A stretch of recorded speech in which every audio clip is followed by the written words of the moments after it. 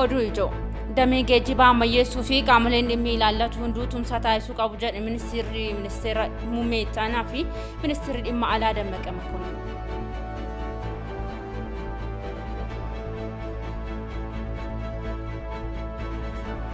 Finfinneetti manneen jireenyaa waliinii 21,000 olii fi lafti kaaree meetirii miliyoona 13 ol karaa seeraan alaatiin weeraramu kantiibaa Attaantuu bulchiinsa magaalaa Finfinnee Adaanech Abeebee himan.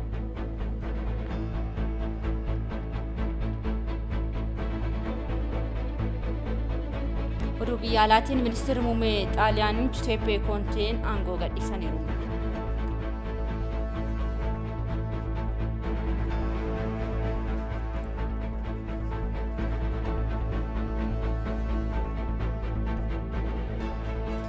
Akka mul'atan kabajamoo daawwattoota keenya kan daawwachaa jirtan TV Afaan Oromooti. Oduu galgala kanaa simbiraan keenya oduu waliin mabitta shoometii hanga xumuraatti faana tura. Pirezidaantiin Riippaabilikaa Dimokiraatawaa Federaalaa Itoophiyaa Saahilewarq Zawudeen gara Riippaabilika Dimokiraatawaa Koongootti imalaniiru. Daawwannaa hojii Koongootti taasisan kanaan hooggantoota biyyattii wajjin ni mari'atu jedhamee eegama. Marii isaaniitiin dhimma investimentii fi hariiroo daldalaa irratti akka xiyyeeffatanis himaniiru.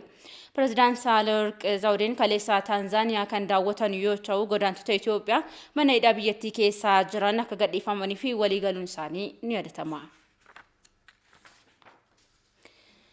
Ministeerri muummee Abiy Ahmed naannoo daangaa keessoo bulchiinsa naannoleetti waliigalteen karoora nagaa fi misoomaa waloon raawwachuudhaan guddina amansiisaa fiduu fi gahee olaanaa qaba jedhaniiru. Ministeerri muummee ergaa fuula Facebook isaaniitiin dabarsaniin hooggantoonni naannoo Oromiyaa fi Somaalee gama kanaan hojii fakkeenyummaa qabu agarsiisuu isaanii fi galateeffataniiru. Kutaalee biyya keenyaa hundatti nagaa fi misoomaa walootiin walitti hidhatanii hojjechuun badhaadhina keenyaa ni dhugoomsaas ergaa jedhu dabarsaniiru.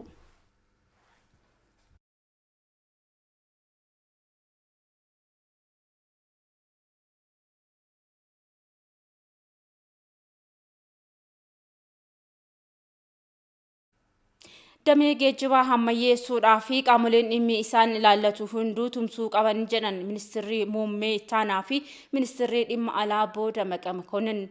Mariin karoora waggaa 10 damee geejjibaa ifoomeen Itoophiyaan tajaajila geejjibaa damee baaburaa lafoo fi bishaanii babal'isuun akka hojjettu ministeerri geejjibaa Daagmaayit Moges ibsanii jiru.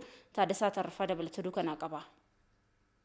Biyya tokkoof tajaajilli geejjibaa ammayyaa ta'e jiraachuun guddina diinagdee fi jireenya lammiilee sadarkaa olaanaatti guddisuuf qooda olaanaa qaba. Ministeerri geejjibaas guddina biyyattii dhugoomsuudhaaf karoora waggaa 10 baafatee qooda fudhattoota waliin irratti mari'ateera. Ministeerri muummee ittaanaa fi ministeerri dhimma alaa Dammaqa Mokonnin gama isaaniitiin karoora waggaa 10 biyyattiin damee hundaatiin baafatte milkeessuudhaaf geejjibni murteessaadha waan ta'eef bajeta gahaa fi xiyyeeffannoo olaanaadhaan mootummaan hojjetaa akka jiru dubbataniiru. የበጀት ስምሪትና ጠቅላላ ትኩረት ከተወሰደ በመንገድ ዘርፍ በአገራችን ውስጥ ከፍተኛ bara kana mootummaan baajata ramade keessaa damee geejjibaa fi qabeenya olaanaa ramade. Daandiiwwan hedduun akka hojjetaman mootummaan tumsa olaanaa taasisaa jira. Damee geejjibaa ammayyeessuun biyya guddisuu fi ammayyeessuudha. Biyya dorgomtuu taate uumuu fi dameen kun murteessaa waan ta'eef tumsi qaamolee hundaa ni barbaachisa. Kunis mootummaa federaalaa hanga naannoo fi gandaatti geejjibaa ammayyeessuu fi hooggansa sirrii kennuu qabna. Guddinni diinagdee Itoophiyaa geejjiba irratti kan hirkate ta'us ministeerri muummee ittaanaa fi ministeerri dhimma alaa Dammaqa Mokonnin dubbatanii jiru. መንግስታችን በዚህ ደረጃ ትክክለኛ መንገድ ይዟል። በተግባር የሚገለጽ የሀብት ስምሪት የሰው ኃይል ስምሪትና እንቅስቃሴዎች ገብተዋል። mootummaan keenya karaa sirrii qabateera. Humna namaa bobbaasuu fi qabeenyaa gurmeessuu fi bobbii kana milkeessuuf ammoo tumsii fi hirmaannaan uummataa cimuu qaba. Qaamoleen dhimmi ilaallatu damee kanaaf xiyyeeffannoo kennuudhaan bu'uura dinagdee biyya keenyaa guddisuun kan danda'amu damee geejjibaa mootummaan xiyyeeffannoo kennee hundumtuu xiyyeeffannoo kennuu qaba. Waltajjii marii kanarrattis ministeerri geejjibaa aadde Daagmaawit Moges waggoottan kurnan dhufan keessatti tajaajila geejjiba baaburaa biyyattii keessatti guddisuu fi tajaajila geejjibaa bishaaniis babal'isuudhaaf akka hojjetamu dubbataniiru. የትራንስፖርት መሰረተ ልማት በመዘርጋትና በማስተዳደር ኢንቨስትመንትን ለመሳብ አዳዲስ የገበያ ዕድሎችን ለመፍጠር Bu'uura misoomaa damee geejjibaa diriirsuu fi bulchuun gahee olaanaa qaba. Investimentiin hawwachuudhaa fi carraa gabaa haaraa uumuuf dorgommii gatii gabaa mirkaneessuuf akkasumas walitti hidhamiinsa dinagdee qaxanaa biyyoota ollaa guddisuu fi geejjibni qooda olaanaa qaba. Geejjiba daandii, baaburaa, kan lafoo, buufata gogaa meeshaan itti kuufamu, geejjiba bishaanii fi daandii qilleensaa akkasumas kanneen biroo babal'isuudhaa fi waggaa 10 keessatti karoorfannee jirra. Guddina diinagdee biyyattii mirkaneessuudhaafis geejjiba ammayyaa diriirsuudhaaf karoorri waggaa 10 kun teeknooloojii bu'uureffatee kan qophaa'e ta'us Aadde Daagmaawit dubbatanii jiru. አዳዲስና ዘመናዊ ቴክኖሎጂዎችንና አሰራሮችን በፍጥነት ወደ ስራ ማስገባትና Teeknooloojiiwwan haaraa fi ammayyaa gara hojiitti galchuudhaan hojmaata haaraa gara damee geejjibaatiin fiduudhaaf karoorfameera. Galmoota misooma biyya keessaa waliin walitti hidhuun jireenya lammiilee keenyaa fooyyessuuf damee geejjibaaf xiyyeeffannoo kennuun murteessaadha. Marii Finfinneetti gaggeeffame kanarratti hooggantoonni olaanoo mootummaa federaalaa fi naannolee akkasumas qooda fudhattoonni karoora waggaa 10 damee geejjibaa kanarratti mari'atanis dhimmoota karooricha of keessatti hammachuu qabuu fi yaadota karooricha cimsan kennaniiru. Manneen jireenyaa waliinii 21,000 olii fi lafti kaarimeetiri miliyoona 13 oliin karaa seeraan alaatiin weeraramu kantiibaa ittaantuun bulchiinsa magaalaa Finfinnee Aadde Adaanech Abeebee himanii jiru. Aadde Adaanech firii hojii sakatta'insa bulchiinsa magaalaatiin weerara lafaa fi gamoowwan abbaa hin qabne akkasumas manneen gandaara taa'essan ifoomsanii jiru. Abaayyoo Kafanii. Kantiibaan bulchiinsa magaalaa Finfinnee Aadde Adaanech Abeebee firii sakatta'insa bulchiinsi magaalattii weerara lafaa fi gamoowwan abbaa hin qabne akkasumas manneen gandaaratti taasisaa ture ilaalchisuun ibsa kennaniin guutuu magaalattii keessatti lafti kaarimeetira miliyoona 13 fi 389 fi 955 yookaan lafti hektaarri 1,000 fi 338 seer maleessotaan weeraramee qabamuu himaniiru. Weerarri lafaa magaalattiitti raawwatamaa ture kun seenaa dheeraa kan qabudha kan jedhan Aadde Adaanech Abeebee keessattuu bara 1997 irraa eegalee karaalee garaagaraan raawwatamaa ture ibsaniiru. Jijjiirama boodas hooggansi sadarkaan jiru seer maleessummaa irratti qixa barbaadamuun waan hin qabsaa'iniif rakkinichi walirratti akka tuulamu ta'eeras jedhaniiru. መሬት ወረራ ላይ ወደ 13 ሚሊዮን weerara lafaatiin lafti kaarimeetiri miliyoona 13 dhihaatu yookaan heektaarri 1,000 fi 300 ta'u karaa seeraan alaatiin weeraramuusaa qorannoodhaan argannee jirra. Qorannichi weerara lafaa bara 1997 hamma 2012tti jiru kan of keessatti hammatudha. ጥናቱ የጀመረው ከ1997 እስከ 2012 ያለውን የህገወጥ የመሬት ወረራ የሚመለከት ነው። Manneen fi gamoowwan abbaa hin qabne ilaalchisee sakatta'insi taasifameen walumaa galatti manneen 322 adda kan ba'e yoo ta'u bal'inni lafa manneen kunniin irra qubatanii kaarimeetira 200,000 fi 29 ol ta'as jedhameera.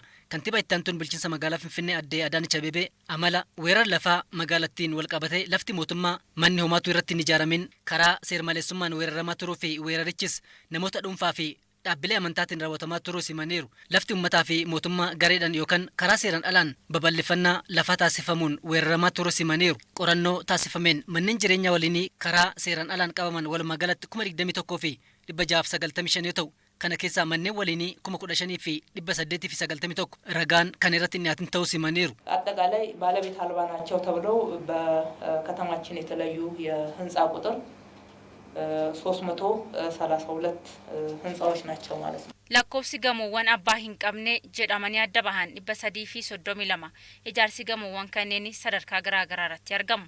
Kanneen keessaa ijaarsi isaanii kan xumurame 58 kireeffamanii yookaan tajaajila garaa garaatiif kennamanii jiru. 264 ammoo ijaarsi isaanii kan hin xumuraminii fi sadarkaa adda addaa irratti argamanidha. Keessattuu jijjiiramaan booda ijaarsi isaanii akka dhaabbatu warreen taasifamanidha. በቅርብ ጊዜ የቆሙት ጥቂት ናቸው። በአብዛኛው ከለውጥ ወዲህ ግንባታቸው የቆመ መሆኑን ማየት ችለናል። Manneen 4,530 duwwaa kan ta'an 850 cufaa kan ta'an akkasumas 424 karaa seeraan alaan namoota dhuunfaan qabamanii kan argaman yoo ta'u carraan kaafamee osoo hin taane karaalee garaa garaan fayyadamtootaaf dabarsamanii kan kennaman ammoo manneen 51 fi 64 argames jedhameera. Qorannoo taasifameen tartiiba maqaa abbootii carraa korporeeshinii manneenitiin galmaanii jiranii fi tartiiba maqaa namoota manneen kanneen fayyadamaa jiran jidduutti manneen hafan 100 fi 32 fi 678 ta'an manneen 18 fi 423 ammoo abbaa kan hin qabne ta'uunis adda ba'eera jedhameera. Namoonni dhuunfaan manneen kanneen keessa jiraachaa jiran ragaa isaanii akka dhiyeessaniif irra deddeebiin gaafatamaa turuu fi ragaa isaanii dhiyeessuu dadhabuun yookaan ammoo ragaa kennuu barbaadu dhabuun manneen kunniin karaa seeraan alaan qabamuu isaanii qorannichaan mirkanaa'eera jedhameera. Manneen waliinii bilookii 28 yookaan manneen 782 hanga 842 akkasumas gamoowwan koomiyuunaalii 83 ijaaramuu qabanis osoo hin ijaaramin hafuunis qorannichaan adda baheera. Manneen gandaa magaalattii keessa jiran keessaa manneen 10,565 bittaa furtuun cabsanii seenuun akkasumas karaalee seeraan alaa biroon qabamuus adde Adaanech himaniiru. 113,576 ቤቶች ያህል ናቸው። Manneen gandaa 113,576 ta'anidha. Manneen kanneen keessaa 7,723 sanada tokko malee namoonni kan keessa jiraachaa jiranidha. Manneen 265 ammoo qaama sadaffaaf dabarfamanii kan kennamanidha. Manneen 1,164 ammoo namoota kondominiyeemii argatanii manneen dhuunfaa sosoo qabanii keessa jiraachaa jiranidha. Manneen 1,243 ammoo sababa adeemsa seeraa fi sababota biroon saamsamanii kan jiranidha. Manneen 180 ta'an ammoo kan badan yookaan kan hin argamne jennee warra ibsinedha. እንዲሁም ወደ 180 የሚሆኑ ቤቶች የጠፉ ወይም ደግሞ ያላገኘናቸው ብለን የገለጽናቸው Waltajjiin marii manneen marii naannolee fi sadarkaa federaalaa magaalaa Laalibalaatti taa'amaa ture xumuramee jira. Waltajjii kanaan karoora artaasiimaa waggaa 5 mana marii bakka bu'oota uummataa fi riifoormii mana marii federeeshiniitu irratti mari'atame. Manneen marii naannolee uummata naannoo isaanii walqixxummaan tajaajiluun tokkummaa biyyaalessaa irratti akka xiyyeeffachuu qaban ibsameera. Waliin gahinsa misoomaalee bu'uuraa irrattis haqummaa fi walqixxummaa mirkaneessuuf hojiileen hedduun akka hafan himameera. Manneen marii dhimmicha irratti mana maree federeeshinii waliin qindoominaan hojjechuu qabus jedhame. Filannoo biyyaalessaa marsaa jaaffaa milkeessuufis qaamolee qooda fudhattootaa fi uummanni gahee isaanirraa eegamu akka bahachuu qabanis waamichi dhihaateera. Waliin gahiin kun manneen maree bakka bu'oota uummataa fi mana maree federeeshinii guyyoota 2 Laalibalaatti taa'amaa ture kun milkaa'inaan akka xumurame ibsameera.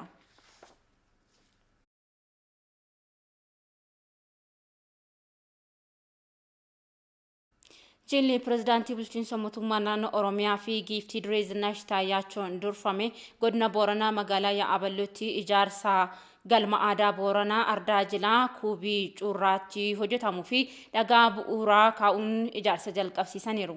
Giiftii duree Zinaash Taayyaachoo godinichaatti hojiin kunuunsa aadaa jiru dinqisiifachuudhaan xumura galmichaafis xiyyeeffannoon laatamee akka hojjetamu qabu himan. Pirezidaantiin mootummaa naannoo Oromiyaa Obbo Shimallis Abdiisaa galmi abbaa gadaa iddootti walga'an qofa osoo hin taane galtee turizimii biyyaa fi addunyaa taasisuudhaaf mootummaa naannoo Oromiyaa xiyyeeffannoon akka hojjetu himaniiru. Milkaa'ina hojii ijaarsa galmichaafis hawaasni abbootiin qabeenyaa qaamoleen mootummaa fi miti mootummaas deeggarsa barbaachisu gochuun gahee isaanii akka bahan waamicha dhiheessaniiru. Ardaan Jilaa hafan misoomsuudhaaf akka hojjetamu sirna galma abbaa gadaa Booranaatti hojjetamuuf dhakaa bu'uuraa ka'an kanarratti himaniiru.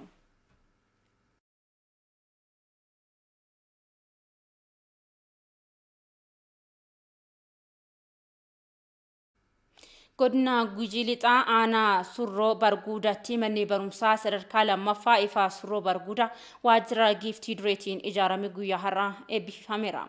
Waajjirri giiftii duree bara kanaa naannolee garaagaraatti hanga ammaatti manneen barnootaa 12 xumuruun kan eebbisiise yommuu ta'u ammas hojii caalaatti cimsee fuufee hojjetaa akka jiru giiftii duree Zinaash Taayyaachoo ibsanii jiru. Gabaasa waajjira dhimmoota koominikeeshinii godina Gujii Lixaarraa nu qaqqabee awwal seentu dhiyaassa. Waajjirri giiftii duree kutaalee biyyattii garagaraatti manneen barnootaa ijaarsisuun eebbisiisaa tureera. Guyyaa har'aas godina Gujii Lixaa aanaa Surroo Barguddaatti manni barumsa sadarkaa lammaffaa ifa Surroo Barguddaa waajjira giiftii dureen ijaarame eebbifameera. Sirna eebbichaa irratti giiftii duree Zinaash Taayyaachoo pirezidaantii mootummaa naannoo Oromiyaa Shimallis Abdiisaa hoogganaa biiroo barnoota Oromiyaa Dr. Tolaa Bariisoo dabalatee abbootiin gadaa fi jaarsoliin biyyaa argamaniiru. Manni barumsichaa baasii birrii miiliyoona 20 kan ijaarame yoo ta'u gamoo bulchiinsaa kutaalee barnootaa kutaa yaalii mana kitaabaa fi galma walgahii fi gamoowwan hojii biroof oolanis kan of keessaa qabudha. Manni barumsaa kun marsaa lamaan barattoota 2,600 simachuun keessummeessuu akka danda'u himameera. Giiftii duree Zinaash Taayyaachoo hawaasichi mana barnootaasaa sirnaan akka kunuunfatu dhaamaniiru. Barattoonnis barnoota isaanii irratti cimuun biyya isaanii firii gaarii akka buusan dhaamaniiru. የዛሬ ዓመት አካባቢ ነው ወደዚህ የመጣሁት ሜዳ ነበር ያኔ ስንመጣና አሁን እንደዚህ ያማረ ትምህርት ቤት ሳይ ደስ አለኝ። እንኳን ደስ አላችሁ። Waggaa har'aanas dhufe yeroo sana iddoon kun dirree qofa ture. Har'a mana barumsaa miidhagaa asitti arguu kootti gammadeera. Mana barumsaa kanatti barattanii akka biyya keessan fayyadan, akka ofii keessaniif fayyadanii Itoophiyaas fayyadan amaanaanis jedha. Barachuun keessan isin qofaaf hin fayyadu. Biyyaafis maatii keessaniifis ni fayyada. Namni barate waan baay'ee gochuu danda'a. Cimtanii akka barattan ammas irra deebiin amaanaan sinin jedha. ማሰብ ይችላልና በርትታችሁ እንድትማሩ አደራ ማለት እወዳለሁ። ሲመና ኢሳኒፍ ታስሜፊስ ጊፍት ድሬዝናሽ ታያቸው ገለቴፈተኒሩ አቀባበሉ መቼም በጣም ደስ ብሎኛል። ባለፈው ስንመጣ በጣም ጥሩ አቀባበል ነው። አሁን ደግሞ በጣም የበለጠ አቀባበል ነው ያየሁት። ፍቅራችሁን ነው ያየሁት። ሲመና keessaniin baay'ee gammadeera. Yeroo darbee simannaa gaarii nuuf gootani.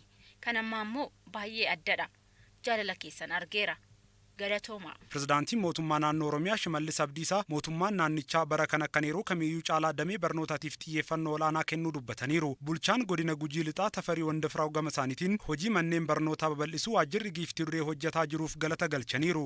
Beekumsaaf teknooloojiin dhaloota utubuu qabna jechuun yaadannoo tuulaa surroo mana barumsaa uummata barguddaatiif, uummata galaanaatiif, uummata gujiitiif hojjetee yoo eebbisu gammachuun guddaan nalletti ragamaa bakka gammaddan isiniin jedha. Bara kanan akka godina keenyaatti hojii hirmaannaa uummataatiin manneen barnootaa pirojektoonni adda addaa akkuma jirutti ta'ee biiroon barnoota Oromiyaa sadarkaa lammaffaa mana barumsaa ifaa boru aanaa Malkaa Sooddaa magaalaa Sooddaa keessatti aanaa Dugda Daawwaa ganda Arbichoo keessatti aanaa Bulee Horaa ganda Gaalessoo keessatti aanaa Qarcaa ganda Billiidaa keessatti mana barumsaa 4 ifa boruu barakan nu hojjechaa. Maatii fi barattoonni aanaa surroo barguddaas ijaaramuu mana barumsichaatti gammaduu eeranii manni barumsichaa rakkoo guddaa akka isaaniif furu dubbataniiru. Kanaaf qara hedduu ture. Karaa kiiloomeetira meeqa barataa godina deennee barataa turre. Amma garuu haalli sun hundi sababa maatiillee dhiphachaa turte. Ergitee nu barsiisuuf jechuudha. Amma garuu saalillee irraa arganneerra bu'aa hedduu arganneerra baay'ee itti gammadeera. Manni barumsaa kun ijaaramuuf ana qofa doon ta'e uummati saba kan lafa tanaatu haadhotiin nu barsiisa, abbootiin nu barsiisa, gatii hedduu kaffalii sarara bilisa ta'ane asin nu barsiisu jira. Bal'ifannee baratu jira. Haala gaarii akka malee gammadeera. Dhiyeenya kana manni kun banamee jennaan kutaa gadi aanaa keessatti qara addaan kutee lakkiseera. Amma asitti haga kutaa 10 haga kutaa 12 asitti dhaggannee jennaan akka fakkeenya gaarii kakaattuu onnachiittuu waan jedhan isa biyyaati jedheeti koree gantaa maatii mana kanaa halletti fakkeenya kiyya kana ilaalee akka namni baratu jedheeti mana kana galuun barnoota kana lammootti deebi'ee barachuu yaale. Waajjirri giiftii duree bara kana naannolee garaagaraatti hanga ammaatti manneen barnootaa 12 hojjetee xumursiisuun kan eebbisiise yommuu ta'u ammas hojicha caalatti cimsee akka itti fufu giiftii duree Zinnaash Taayyaachoo sirna eebbaa kanarratti ibsaniiru. በጣም ወዳችኋለሁ። Godina Arsii Lixaa aanaa Siraarotti manni barnootaa sadarkaa lammaffaa ifaa Roophii giiftii duree addee Zinnaash Taayyaachoo fi pirezidaantii bulchiinsa mootummaa naannoo Oromiyaa Obbo Shimallis Abdiisaa dhagaa bu'uuraa kaa'uun isaanii himameera. Manni barumsaa kun birrii miliyoona 18 oliin ijaaramas jedhameera. Waajjirri giiftii duree bara kana naannoo Oromiyaatti manneen barnootaa sadarkaa lammaffaa 4 Arsii Lixaa aanaa Siraaroo, Shawaa Lixaa aanaa Amboo, Wallagga Lixaa aanaa Yubdoo fi godina Jimmaa aanaa Xiroo Afataatti kan ijaarsisu ta'uun himamee jira.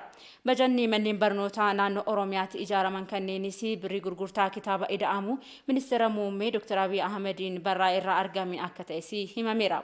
Bara darbee naannoo Oromiyaatti manneen barnootaa 4 waajjira giiftii duree Zinnaash Taayyaachoon ijaaramanii xumuramuun ni yadatama. Kan gabaasee darbee keenya Nuroo Amaanoti. Sagantaa riifoormii dinagdee biyya keessaa rakkoo hanqina sharafa alaa fi damee faayinaansii biyyattii kan furu ta'uu deetaan ministeera mallaqaa Dr. Iyyob Takkaalin himaniiru. Milkaa'inni riifoormichaas qaamolee qooda fudhattootaaf ciminaan kan tumsan yoo ta'edha jedhamee jira. Olaanaa Addisaa dabalata qaba. Waggoottan sadan dhufan keessatti Itoophiyaatti guutummaan guutuutti hojiirra oola jedhamee kan eeggamu sagantaan riifoormii dinagdee biyya keessaa erga eegalameetii kunoo waggaa tokkoof walakkaa lakkoofsiseera. Turtii waggaa tokkoof walakkaa kana keessattis hojiin riifoormii garaagaraa hojjetamaa jiraachuu deetaan ministeera maallaqaa Dr. Iyyob Takkaalin ETV'tti himaniiru. በፋይናንስ ዘርፉ ለምሳሌ ማክሮን በተመለከተ ገመ ፋይናንሲቲን keessattuu maakroo ikonomii wal qabatee imaammata maallaqaa ni ammayyeessina jennee qabannee turre. Haaluma kanaan wantootni baay'een fooyya'uun hojiin riiformii gabaa fi maallaqaa lafa qabateera. Akka kanaan dura siyaasa osoo hin taane ogummaan akka gaggeeffamuuf sananni qophaa'ee hojiitti galamaa jira. Gama qonnaatinis wantootni hojjechaa turre kanneen riiformii kana keessatti hammatamanidha. Milkaa'ina riiformii dinagdee biyya keessaa kanarraa argameenis waggoottan kurnan dhufan keessatti gama qonnaa, indaastirii fi turizimiitiin kallattiin milkii misoomaa biroon mul'achaa jira. Jijjiiraan maallaqa alaas rakkoo biyyatti ta'ee akka ittiin fufneef hojjetamaa jiraachuu Dr. Eyob Takkaaleny dubbatanii. ለውጭ ምንዛሬ ስናነሳ በሁለት አቅጣጫ አይደለም ያየነው። አንዱ rakkoo maallaqa biyya alaa kan furuu hin dandeenyu tokkoffaa dhiyeessii isaa dabaluudha. Lammaffaa immoo sirna bulchiinsa maallaqa alaa sirreessuu qabna. Kana lamaanuu milkeessuuf jala jalaan waan baay'ee sirreessaa jirra. Daldala seeraan alaa sirreessuu fi wantoota hangana barbaachisoo hin taane garuu maallaqa keenya qisaasessan hir'isuu qabna. Baankiin biyyaalessaas waan kana sirreessuuf waggaa tokkoo fi walakkaa darbe keessa hojii bal'aa hojjeteera. Ammas itti fufiinsan hojjechuun rakkoo jijjiirraa maallaqa alaa kana yeroo qabameef keessatti furuuf ni hojjetama. አጠቃላይ የውጭ ምንዛሪ አስተዳደሩን ለማስተካከል ያስቀመጥነው እቅድ ተግባራዊ እንዲሆን የሚያግዝ ነው ማለት ነው። ሪፎርሚን ዲነግዴ ብየ ኬሳ ኩን ሆጂ አልቡዳ ፊ ዲኤሲ ጌጅባ አርኪፈተን ጥሙሩፊስ ገዮ ላና ተባታስ ጀዳሜራ የማዕድን ዘርፉ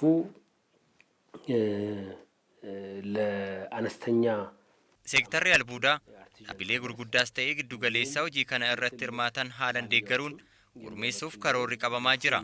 Ammatti hojiin ji'oota sadan darban keessatti hojjetameen waan gaariin argameera. Garuu sadarkaa naannootti ammas meeshaaleen ammayyaa albuuda baasuuf oolan hin jirani. Gama loojistikiiwwaniitiinis dhaabbilee gurguddaa lama kan deeggarsa geejjibaa taasisan ni qabaanna jenneerra. Kunis waggaa tokkoof walakkaa dhufu keessatti kan xumuramu ta'a. በጣቱ ወርቅ እየቆፈረ ያለው አለ። እነዚህን ስራዎች አሁን መጨረስ አለብን። ያስቀመጥነው ስፔሲፊክ እቅድ ስለሆነ ማለት ነው። dhaloonni amma biyya guddattee fi badhaatee arguudhaaf carra qabeessadha kan jedhan Dr. Eyob Takkaaleny raawwii karoora riiformii kanaafis hunduu tumsuu akka qabus waamicha isaanii dhiyeessaniiru.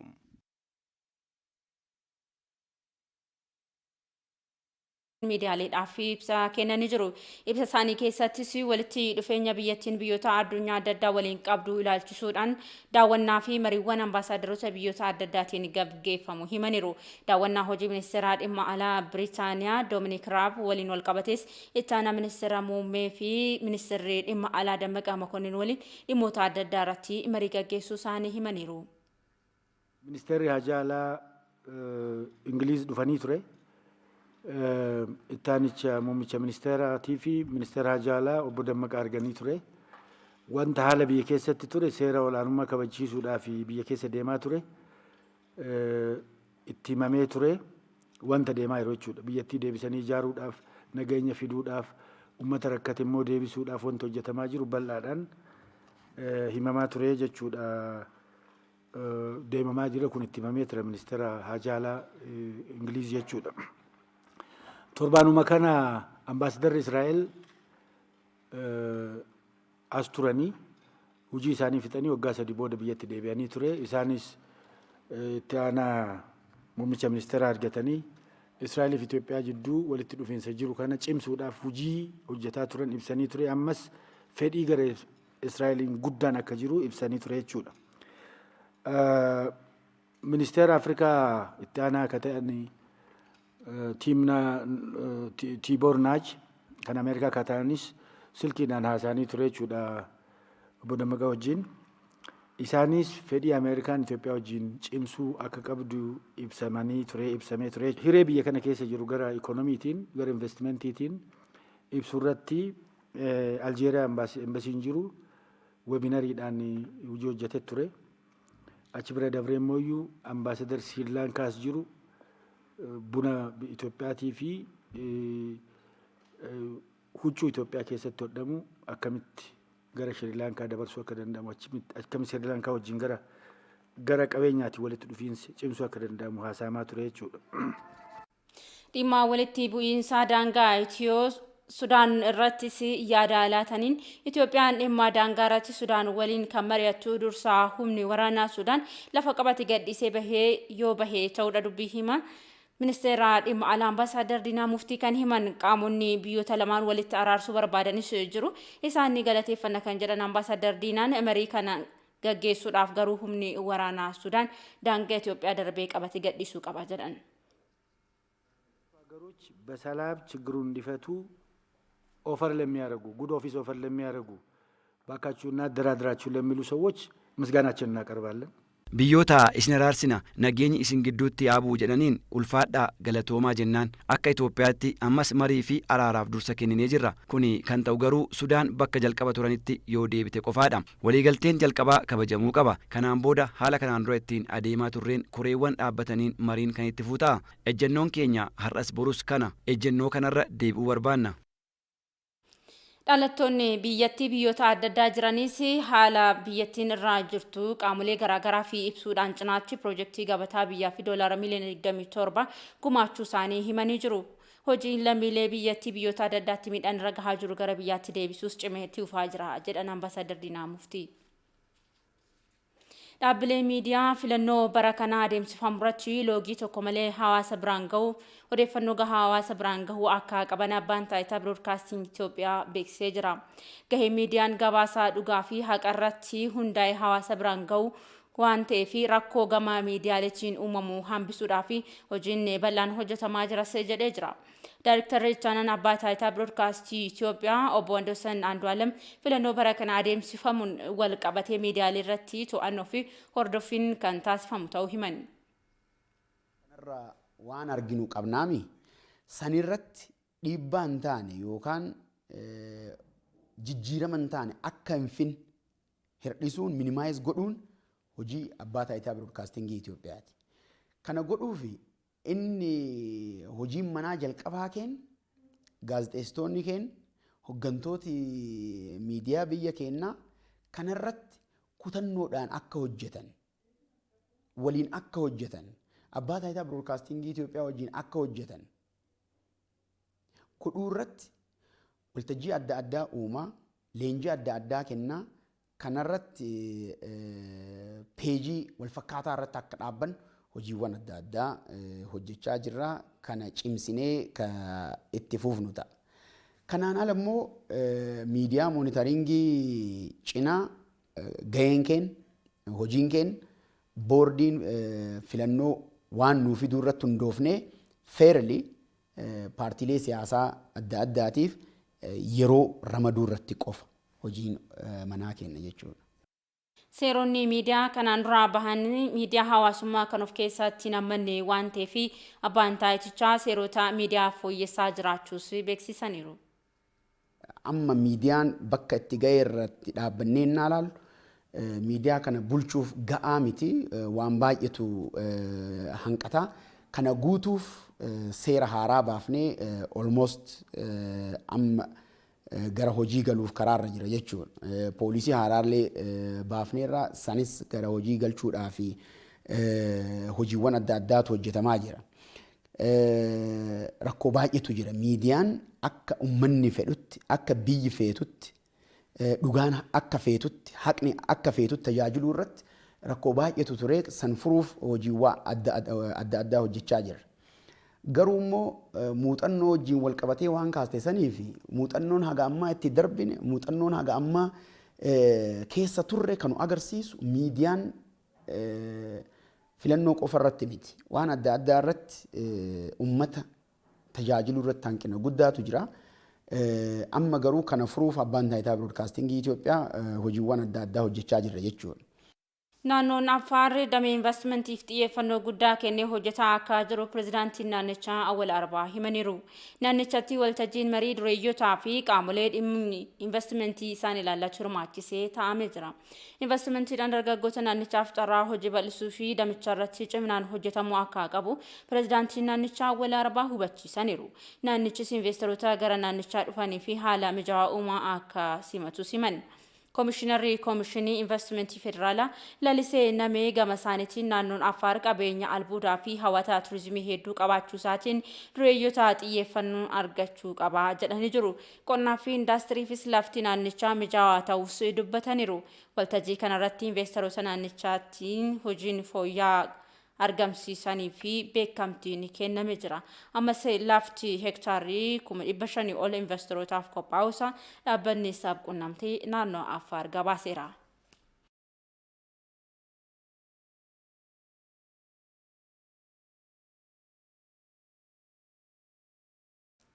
Yuunivarsiitiin Arbaa Minci guyyaa har'aa barattoota 4,800 ol eebbisiiseera.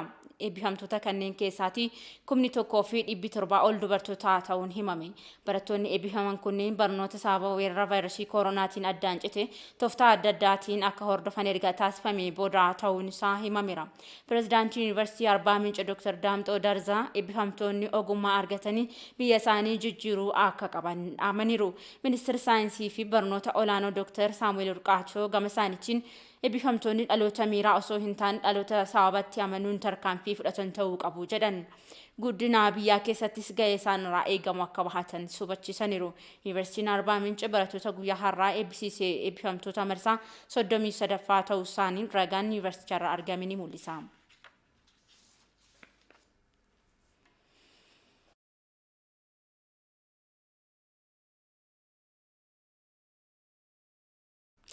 Godina Shawaa Lixaatti jiraattonni aanaa Amboo ijaarsi daandii cirrachaa ukkee qorkee taltallee gobbuu qilxuu hojjetamaa jiru sadarkaa gaariirra jiraatullee riqichoonni laggeen sadirratti ijaaraman kan hafan ta'uu himaniiru. Abbaan taayitaa daandiiwwan aanaa Amboo riqichoota sadeen keessaa 2 sadarkaa aanaatti kan hojjetamanii fi waliigaltee keessaa waan jiraniif bara kana ni xumuramuu jedhee jira. Abbaan taayitaa daandiiwwan godina Shawaa Lixaa ammoo hojiin riqichaa tokko humna aanaati ol waan ta'eef mootummaa naannoo Oromiyaatiin akka hojjetamuuf gaafii dhiyeessaa jiraachuu beeksisanii jiru. Fayyeeraa Margaa. Aanaa Ambootti tajaajila waliin gahinsa daandii baadiyyaa mirkaneessuuf daandiin cirrachaa ukkoo qorqee tantallee gobaa qilxuu bara 2012 ji'a caamsaa keessa waliigalteen mallattaa'uusaa ragaan abbaa taayitaa daandiiwwan aanaa Amboorraa arganne kan mul'isu. Hojiin daandichaa bara baay'ataa 2013 keessa birrii miiliyoona 12 siquun kan eegalame yoo ta'u turtii ji'a 3 keessatti sadarkaa gaariirra gahuu fi daandichi ijaaramuun gaaffii isaanii bara dheeraa kan deebisu ta'uu jiraattonni ETV'n dubbise kan himan. Gizee gannaa dhoqqeedha baay'ee kan nama siqiqsuudha. Gizee bonaa hawwaarri isaa jilbaa gadi. Namatti dhufee jilbaa gad muluu afaanitti nama nam'ee miilatti nu nam'ee kan nu siqiqsuudha. Amma mo'annaa dhufnu baay'ee kan nama ajaa'ibsiisuu fi kan mootummaadhum kanas nama galatoonfachiisu. Laggootii gurguddoo sadiitu jira. Haati mucaa gabaa dhaqxeet mucaa ishee otoo galuu deemtu bishaan kun nyaatee ajjeese goda kanatti. Kanarraa kaanee gara mootummaatti iyyanne amma daandii ganda taltallee gobaa qilxuu geessu dhaqee hawaasa baay'eedha kan inni gargaaraa jiru amma. Ambulaansiin illee amma yeroo amma nuu dhufaa jira jechuudha. Waamannaa nuu dhufu deessuun keenya illee seeraan fayyadamaa jirra. Jiraattonni kunneen hanga yeroo dhiyootti saffisa daandichi ittiin hojjetamaa jiruuf galateeffachuun riqichoonni lageen 3 daandicha irratti argaman akka hojjetamaniif gaafataniiru. Riqichi laga qorkee jedhamuu fi riqichi laga caancoo jedhamu kun otoo bara baranaa nu bu'e isa hulluuqaallee jettanitu nutti simtanitu nus abdii qabna inni kun isinii bu'aa jettanitu isuma hulluuqaas immoo baraan isinii buufne jettanitu nuti itti gammadaa jirra. Dindilli xixiqqaan 2 jira hin calqabnaadha amma boonanaan calqabamne otoo amma calqabame. Ammas calqabamuu baannaan akkuma bara darbee kan harkifame yoo bara gireetti cee ammas amma daandiin kun faayidaan ala ta'a. Riqichoota lageen daandicha irratti hojjetamuu qaban 3 keessaa 2 humna aanaatiin kan hojjetamuuf jiran ta'uu kan himan itti gaafatamaan abbaa taayitaa daandiiwwanii aanaa Amboo Sanyii Teessisaa riqichi guddaan laga hulluuqaa garuu humna aanaatiin ol waan ta'eef qaama dhimmi ilaallatu gaafannee jirraa jedhan. Lagdi guddaan jidduu kana jiru hulluuqaan sadarkaa keenya hin eeyyamamu diizaayiniin isaa hojjetamee sadarkaa godinaatti darbeera. Gaafachaa turre jaras warra godina isaanis immoo baajeta qabsiisuudha Oromiyaatti dabarsineerra jedhanii baajetumaan wal qabatee ammaaf sadarkaa dhuma oduutti waan jiru waan hin qabamneedha. Riqichichi sadarkaa femeera yeroo gabaabaa keessatti bara dhufu akka qabamuu danda'udha. Hojii gaggeessaan piroojeektii daandii ukkoo qorqee tantallee gobaa qilxuu nagaraa dhugumaa yeroo ammaa ijaarsi daandichaa 171 irra gahuu eeruun riqichoonni lameen afan waliigaltee keessa waan jiraniif yeroo gabaabaatti xumuramuu akka danda'an himaniiru. Jalqabama dhumaatti inni aantummaa uummataatiin karaa kana ji'a 3tti parsantii 71 irra geenye jirra. Already kan nu hafee lageen xiqqaa tokkoo fi laga guddaadha. Lagni guddaa baajeta mootummaan ittiin qabamne waan ta'eef lagichi hin hojjetamne laga xiqqaa tokko tafa isa yeroo gabaabaa keessatti xumurra. Amma karichi parsantii 71 irra ga'ee jira jechaadha. Hanqina baajataa qabduun aanaan Amboo waliin gahinsa daandii baadiyyaan sadarkaa gadiirra jiraachuu kan himan bulchaa itti aanaan aanaa Amboo Kumalaa Hirphaa yeroo ammaa aanichatti piroojeektiiwwan buleeyyiin 5 hojjetamaa jiraachuu fi sadarkaa gaariirratti kan argaman ta'uu himaniiru. Bara darbe kun mala lammaffaarraa kaasee hojiin piroojeektii kan kanaan dura lafa harkifachaa ture waggaa 2-3 kan ture yeroo itti xumuramee bara kanallee piroojeektii tokko eebbisnee kan ammaatti keessaa baanedha. Baranas yoo laallu rileetiivili baay'ee jijjiirama guddaadha kan jiru jechaadha. Yeroo kaa'ame keessatti akkaataa bireekdaawunii taa'eetiin raawwachaa kan jirrudha. Jijjiirama guddaadha kan jiru. Hanga ammaatti piroojeektiin termineet ta'ee baay'ee nu rakkisa tokko iyyuu hin jiru. Itti gaafatamaan abbaa taayitaa daandiiwwanii godina Shawaa Lixaa Girmaa Ayiluu bara itti aanutti baajanii naannoo kan mirkanaa'u yoo ta'e hojiin riqicha laga Hulluuqaa ni eegalamaa jedhan. Hokkoo Qorqee Taltallee Goobaa Qilxuu piroojeektii baay'ee milkaa'aadha jechuun hin danda'ama. Hojiin kun hojii kontiraaktara kanaatiin hojii tola ooltummaarraa kan ka'e ciruufa xaa'umsaa jechuudha. Naannoo miliyoona 4.2 hojii tola ooltummaatiin hojiin kun dursa kan hojjetame. Riqaawwan xixiqqaa lamaa fi riqaa gurguddaadha kan inni qabu. Riqaa xixiqqaa lamaan sun tooruma daandii sana keessa kan inni jiru. Riqaa guddaan laga Hulluuqaa kun sagantaa waliin gahinsa daandii baadiyyaa kanaatiin olitti waan ta'eef amma ispeesifikeeshiniinsaa diizaayiniinsaa hunduu qoratame gara naannootti dabarsinee jira jechuudha. Kana jechuun immoo akka waliigalaatti akka godinaatti riqaalee qabnu keessaati riqaa 14 bara kana hin xumurraa akkuma kana xumurree riqaan kunis nuu gadhiifama karaa jedhuutiin kan nuti qabannee jiru. Odeeffannoowwan biyya alaarraa arganneen ammoo maaliin manneen barnootaa sababa weerara vaayirasii koronaatiin cuftee turtee banuushee beeksiftee jirti. Mootummaan biyyattii weerarichaa to'achuudhaa fi haal duree barbaachisu erga raawwatee booda manneen barnootaa banuu fi murteessuu isaa beeksiseera. Vaayirasicha irratti hojii hubannoo barnootaa gaabbisuun akka hojjetames himameera. Haa ta'u malee meeshaalee ittisa vaayirasichaaf barbaachisan manneen barnootaa hundatti haala wal fakkaatuun guutamuu dhabuun ammas rakkoo ta'uun himameera.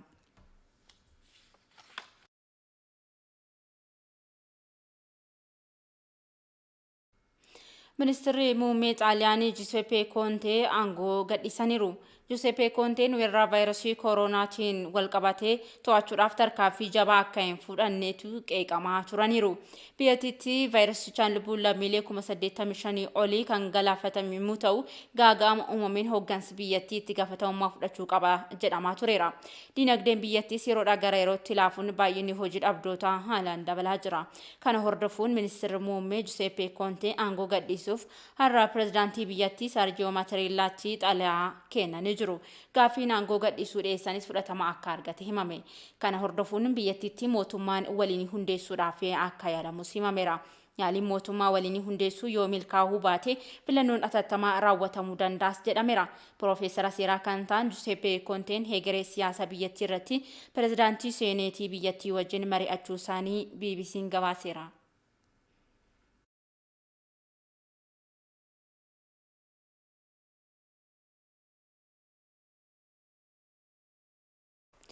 Kabajamoo daawwattoota keenyaa kanatti aansuun ammoo odeeffannoowwan biizinasii guyyaa har'aati kan isin bira gahuu isaaf ammoo guddataa Jamaasitti argama.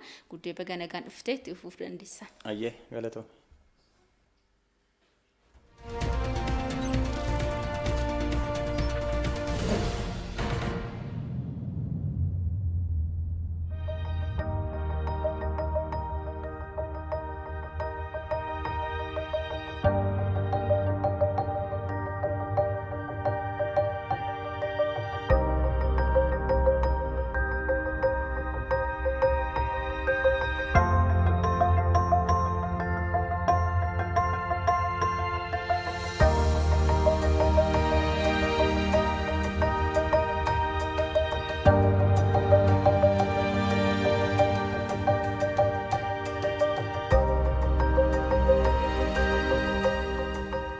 ayyaana gaarii isiniif haa ta'u jecha maallaqa ayyaana waggaatiif biyya alaatii isiniif ergame baankii Awaash irraa hoo fudhattan yookiin hoo sharafattan tajaajila saffisaa fi keessumsiisa si'oomina qabu waliin kennaa ayyaana adda ta'e qopheessineet isin eegna.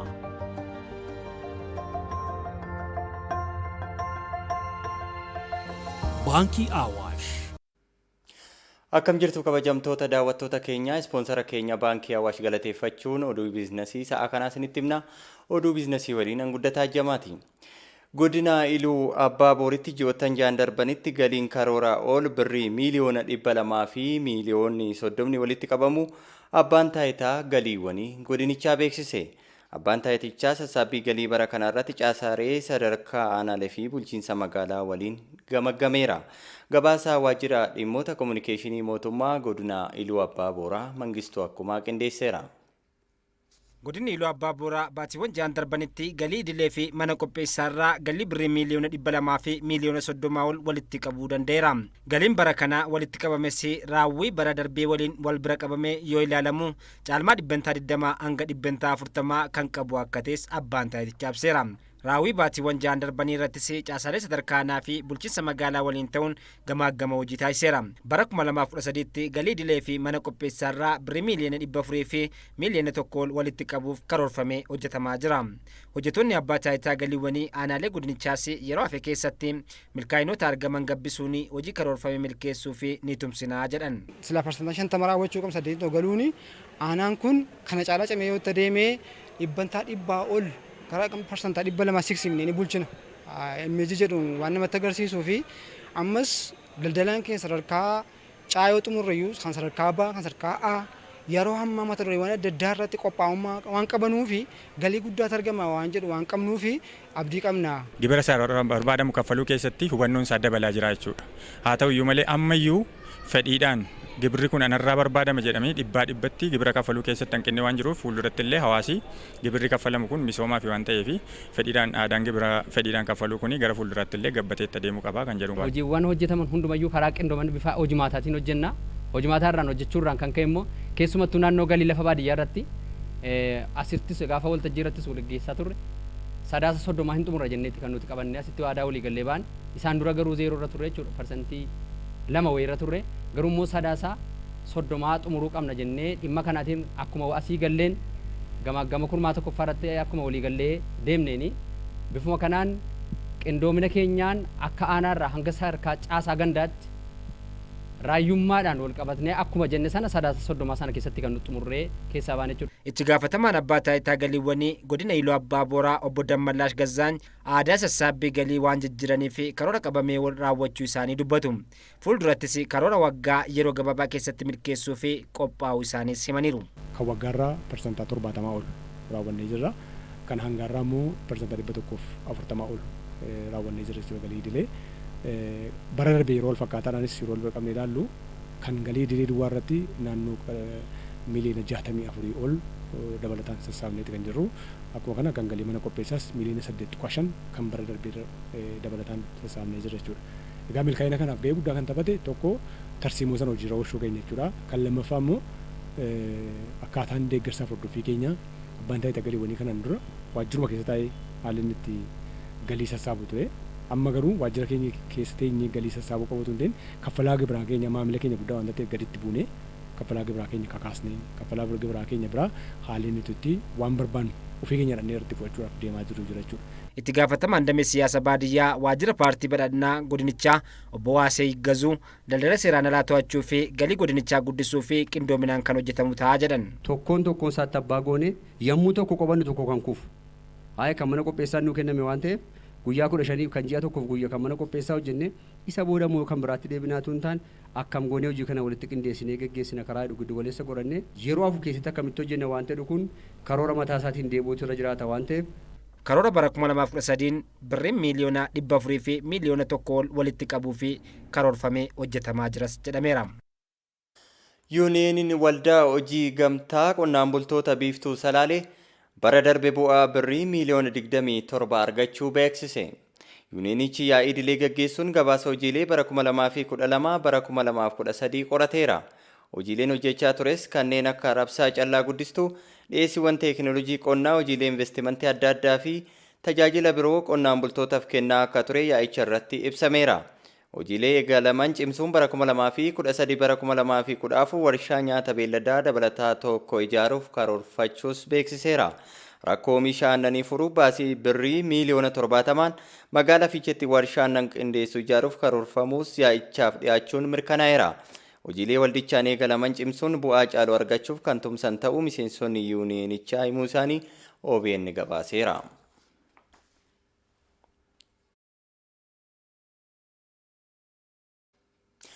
Odeeffannoo biizinasii maddeen alaatirraa arganneen ammoo Naayijeeriyaatti daballiin gatii oomishaalee nyaataa dhaabbilee daldalaa irratti dhiibbaa geessisaa jira jedhame. Gabaasa TRT akka taanutti isinitti himna. Meelaanii Igbee bara darbe Naayijeeriyaa magaalaa Leegos keessatti hojii mana nyaataa eegalte. Yeroo sana guyyaatti maamiltootni ishii biraa soorratan namoota 50 ol akka ta'an ibsiti. Erga weerarri vaayirasii koronaa mudatee maamiltootni mana isheetii fayyadaman lakkoofsi isaanii garmalee irrachuudha kan himtu. Kana malees daballiin gatii oomishaalee nyaataa hojii kana itti fufuuf sodaa kan ishiitti uume ta'uu dubbatti. Gatiin oomishaalee nyaataa garmalee dabaleera. Kun ammoo hangaa fi qulqullina soorataa maamiltoota keenyaaf dhiyeessinu hir'iseera. Biyyattiitti qullubbii diimaan oomishaalee soorata qopheessuuf gargaaru bara darbe kiiloogiraamni tokko $1 gadiin bitamaa kan ture yoo ta'u, yeroo ammaa garuu $3 gurguramaa jira. Biiroon Istaatiksii Naayijeeriyaa qaala'insi gatii oomishaalee 20% akka dabale beeksiseera. Galiin Naayijeeriyaa harki caalu oomisha boba'aa irratti kan hundaa'e yoo ta'u, gatiin boba'aa irrachuu wal qabatee waggaa 4 keessatti dinagdeen biyyattii yeroo lammaffaaf rakkoo keessa jiraachuu ibsameera. Tiinaa Shaaree hojii raawwachiiftuu mana nyaataa Zaaliin jedhamu kan magaalaa Leegos keessatti argamu yoo taatu, imaammanni dinagdee biyyattii fi cufamuun daangaa daballii gatii kana daran kan ammeesse ta'uu ibsiteerti. Oomishaalee hedduu kan biyya keessaatti fayyadamna. Rakkoon gareen Boko Haram uumuun sochiin waan daangeffameef oomishaalee kana yeroo tokko argachuun hin danda'amu. Bara 2019 baatee hagayyaatti mootummaan Naayijeeriyaa daddabarsa meeshaalee to'achuu fi oomishtoota biyya keessaa jajjabeessuuf daangaa biyyattii cufee ture. Ogeessi faayinaansii Muktaar Mahammad imaammatni mootummaan baase dhiyeessii oomishaalee nyaataa irratti rakkoo kan uume fi oomishtootni biyya keessaa gahee isaanirraa eegamu bahuu dhabuun qaala'insa gatiif sababa ta'uu ibsa. There was a lockdown even if the government put restriction. Mootummaan oomishaaleen alaa akka gara biyyaatti hin galle daangeffama kaa'eera. Yeroon isaas adda hin baane. Yeroo hanganaaf jedhamee wanta beekamu hin qabu. Sababa kanaan oomishaaleen torturanii badanis hedduudha. Daangaan Naayijeeriyaa cufamee ture baatii darbee banamus garuu qaala'insi jireenyaa namoota hojii daldalaa irratti bobba'an qofaa osoo hin taane lammiilee biyyattii hunda miidhaa jira jedhameera. Kabajamoo daawwattoota keenya odeeffannoo biizinasii sa'a kanaaf qabanne kana fakkaataa odeeffannoo biizinasii waliin guddataa jamaan ture nu daawwachuu keessaniif guddaa galatooma. Dhimma biite odeeffannoo biizinasii sa'a kanaaf qabadhe xumureen jira. Galatoomii guddata. Daawwattoota kanatti aansuun ammoo odeeffannoon ispoortiiti kan isin biraan geenyu Muktaar Abdallaatu isinitti hima nu waliin tura.